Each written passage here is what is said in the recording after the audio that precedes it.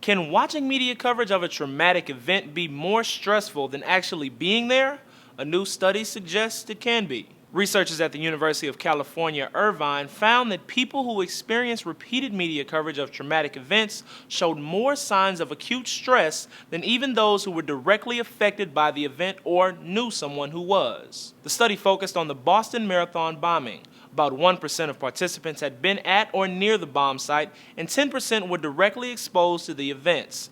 The survey also sampled from New York and the rest of the United States. According to Discover magazine, the researchers found that people who had watched or read at least 6 hours per day of bombing coverage were 9 times more likely to report acute stress than those who watched minimal news coverage. One of the researchers told USA Today this media exposure was an even stronger predictor of acute stress than was direct exposure. The study says that repeatedly engaging in media following an event could prolong feelings of stress and worry. Instances of high acute stress, which could be similar to PTSD symptoms, were found in about 5% of respondents. According to The Conversation, one of the study's authors explained, there are many studies which have looked at stress caused by an event or by the media coverage of an event, but none until now have looked to compare which of those two correlate to more stress. The study also looked into media coverage of the Sandy Hook school shootings and Hurricane Sandy, concluding that mass media may become a conduit that spreads negative consequences of community trauma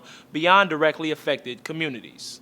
Boston Magazine asks an important question. Why did people without a personal stake watch 6 hours of TV coverage a day? That's a lot of TV.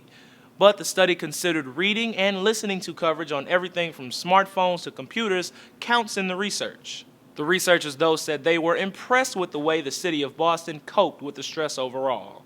For Newsy, I'm Jamal Andrus.